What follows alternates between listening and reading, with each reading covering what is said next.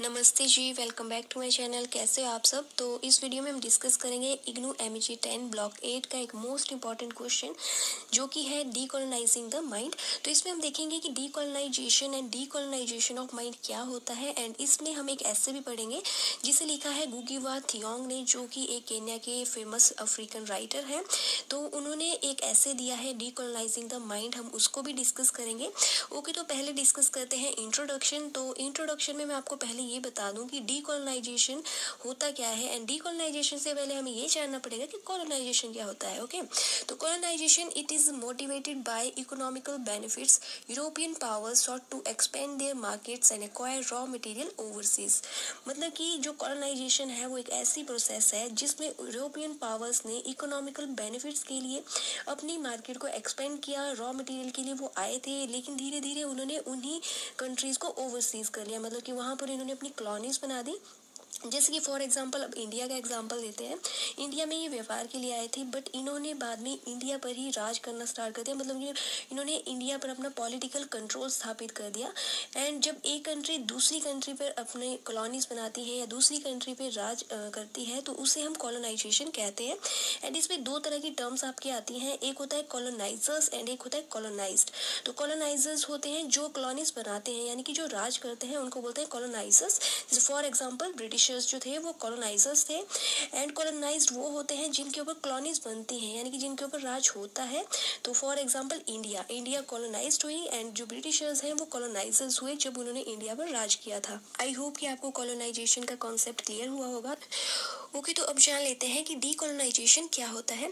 It is defined as act of getting rid of colonisation और freeing a country from being dependent on another country. Means कि जब colonial rule किसी country पर खत्म हो जाता है एंड वो कंट्री कॉलोनाइजेशन से फ्री हो जाती है तो उसे हम डीकोलोनाइजेशन कहते हैं।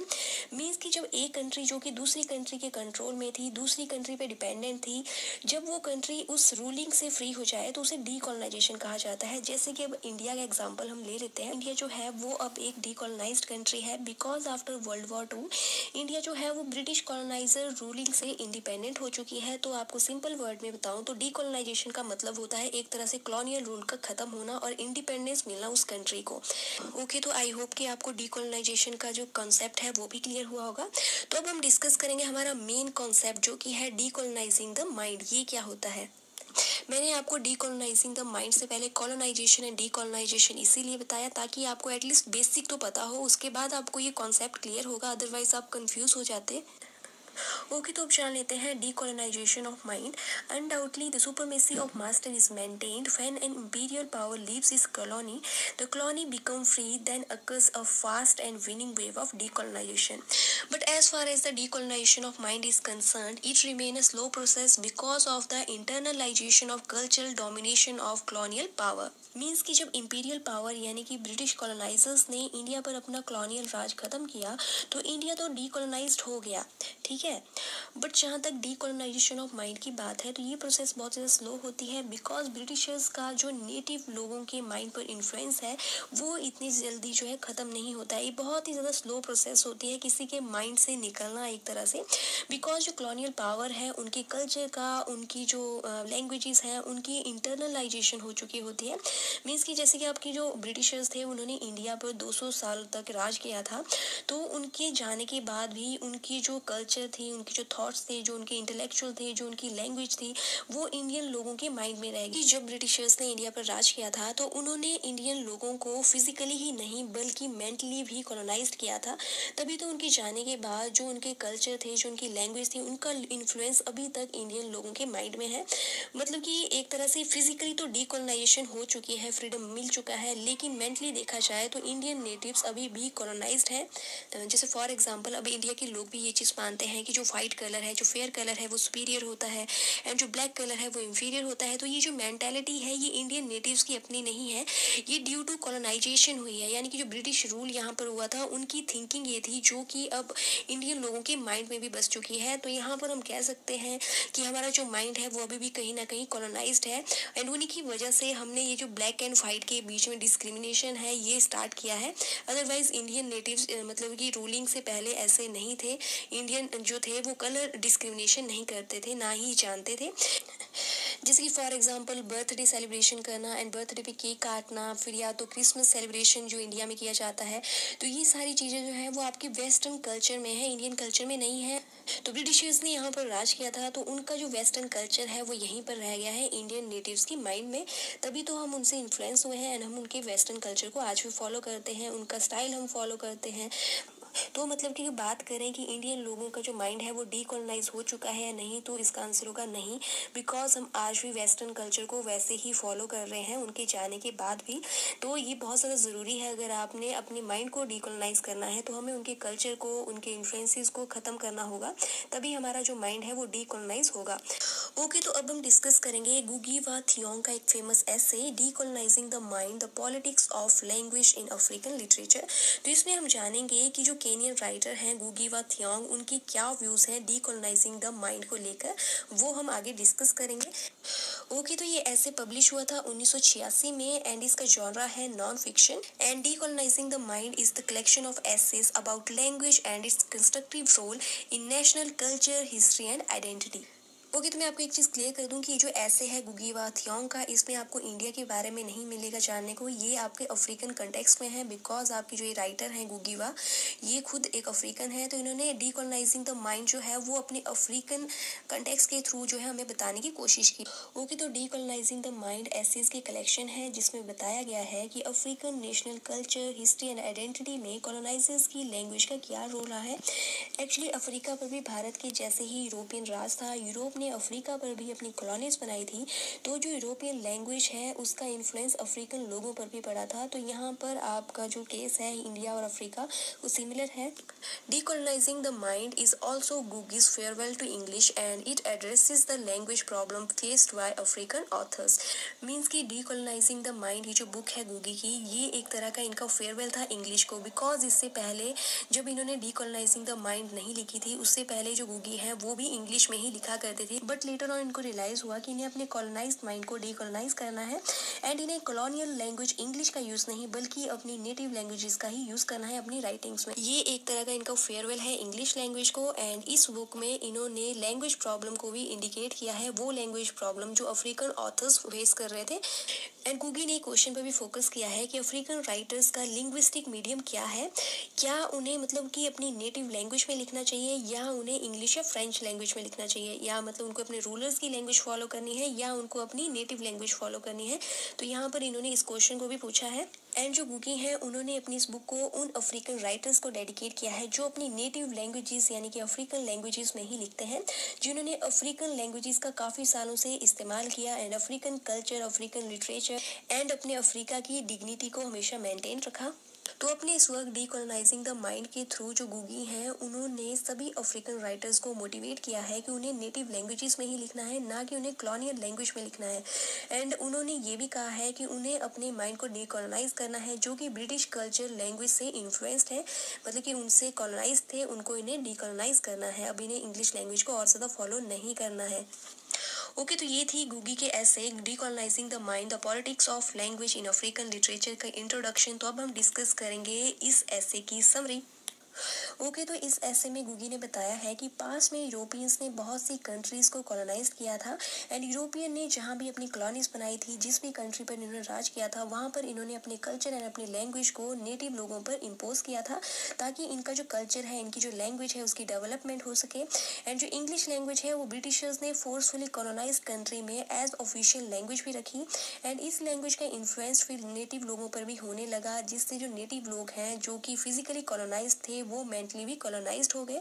गुगी का ये जो ऐसे है ये इस बात से डील करता है कि एज ऑफिशियल लैंग्वेज इंग्लिश की जब इम्प्लीमेंटेशन हुई अफ्रीका में, तो उससे कंट्रीज की जो नेटिव लैंग्वेजेस थी उन पर उसका क्या प्रभाव पड़ा, उसका क्या इम्पैक्ट पड़ा एंड आज भी ये इम्पैक्ट कितना ज़्यादा बढ़ चुका है।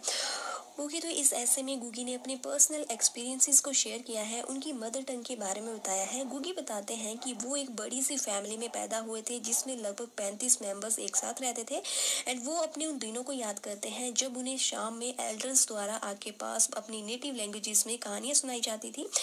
एंड जो गुगी हमारे राइटर हैं उनकी मदर टंग थी गीक्यू, जो कि मैंने यहाँ पे मेंशन की हुई है, आप स्पेलिंग देख लेना। एंड गुगी आगे बताते हैं कि इन स्टोरीज के जो मेन कैरेक्टर्स होते थे वो जानवर हुआ करते थे, जैसे कि खरगोश हो गया जो कि छोटा सा होता है लेकिन बहुत ज़्यादा चालाक होता है। एंड इन स्टोरीज को सुनकर वो खुद को जो है एज अ खरगोश आइडेंटिफाई करते थे, जो कि बिग एनिमल जैसे कि लॉयन हो गया, लेपर्ड हो गया, उनसे खुद को बचाने के लिए स्ट्रगल करता है। एंड ये खुद को पर्सोनिफाई करते थे एज अ खरगोश, मतलब इनको लगता था कि हम खरगोश के जैसे हैं, बच्चे कैसे होते हैं वो खुद को इमेजिन करते हैं। एंड गुगी आगे बताते हैं कि इन स्टोरीज में दो तरह के कैरेक्टर्स के सेट होते थे, एक होता था humans with all positive characterisation and एक होता था humans with all negative characters who could eat other human. तो ऐसी स्टोरी सुनकर ये जितने भी फैमिली के बच्चे थे ये सब जो है मॉरल वैल्यूज अपनी डेवलप कर रहे थे, मतलब कि इनको ऐसी स्टोरी सुनाई जाती थी जिससे जो बच्चे हैं वो कोई ना कोई मॉरल लेसन वहाँ से पाए। एंड आगे गुगी ने good and bad story telling का भी जिक्र किया है। गुगी के अकॉर्डिंग अच्छा स्टोरी टेलर वो है जो अलग अलग वर्ड्स का यूज करे एंड इम्प्रेसिव वे में स्टोरी को सुनाए, एंड स्टोरी ऐसी हो कि जो बच्चे हैं वो स्टोरी का मेन वैल्यू, जो स्टोरी की मेन मॉरल जो लेसन है वो अपने आप ही समझ जाए। एंड गुगी मानते हैं कि जो लैंग्वेज है वो सिर्फ वर्ड्स का ग्रुप नहीं है बल्कि ये बहुत से ज़्यादा पावरफुल होती है।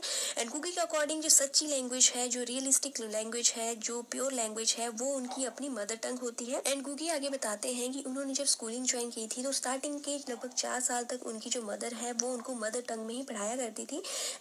एंड इससे उनकी जो स्कूलिंग एक्सपीरियंस था उस टाइम पे काफ़ी प्लेजेंट रहा था, लेकिन फिर बाद में वो एक कॉलोनियल स्कूल में चले गए थे, बिकॉज आपको पता है ब्रिटिशर्स का वहाँ पे राज था, तो जो स्कूल का सिलेबस था वो उनके अकॉर्डिंग था।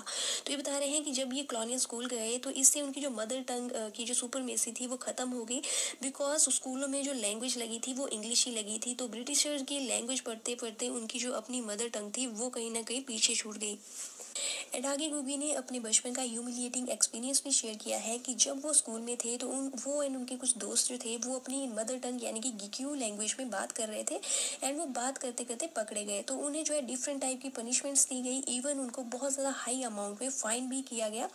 मतलब कि देखो कि उन्होंने जस्ट अपनी लैंग्वेज में बात क्या कर ली, इंग्लिश को छोड़कर उन्होंने अपनी मदर टंग में बात क्या कर ली, उनको इतना ज़्यादा उसमें पनिशमेंट दी गई कि आप देख सकते हो कितनी ज़्यादा रिस्ट्रिक्शंस थी उस टाइम पे।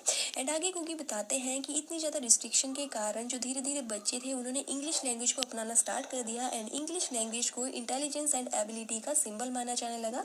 एंड जो लोग थे उनको भी यही लगने लगा कि इंग्लिश लैंग्वेज जो है वो प्रोग्रेस की एक की है। एंड गुगी बताते हैं कि उस दौरान अगर कोई ब्रिलियंट स्टूडेंट जो है अगर इंग्लिश लैंग्वेज में अगर वो फेल हो जाता तो उसको जो है फेल ही डिक्लेयर किया जाता था। मतलब कि बच्चों को इंग्लिश लैंग्वेज में फेल होना एक तरह से अलाउड नहीं था, मतलब कि इंग्लिश लैंग्वेज में फेल नहीं हो सकते थे, अदरवाइज उनका जो पूरा की पूरा उन्होंने जितने भी अच्छे मार्क्स ले लिए होंगे अदर सब्जेक्ट्स में उनको फेल किया जाता था।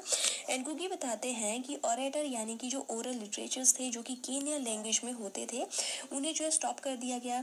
एंड इवन प्राइमरी लेवल के जो बच्चे हैं उनको भी अमेरिकन एंड ब्रिटिश क्लासिक्स जो है पढ़ाए जाने लगे, जिससे केनिया की मदर टंग का जो यूज़ है वो बहुत ज़्यादा कम हो गया, एंड नेटिव लोग एंड उनकी जो मदर टंग है उनके बीच में गैप इंक्रीज हो गया।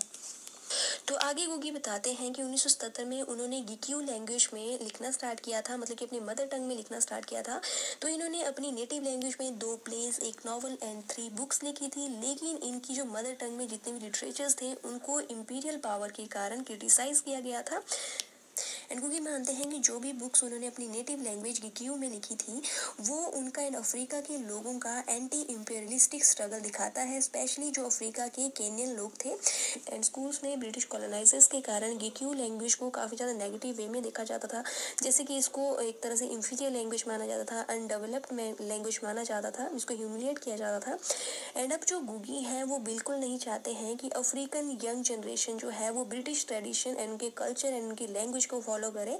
एंड गुगी चाहते हैं कि जो यंग जनरेशन है वो कॉलोनियल लैंग्वेज एंड कल्चर को कभी भी सपोर्ट ना करे, वो अपनी जो उनकी नेटिव कल्चर है, उनकी नेटिव लैंग्वेज है, सिर्फ उसी को फॉलो करे।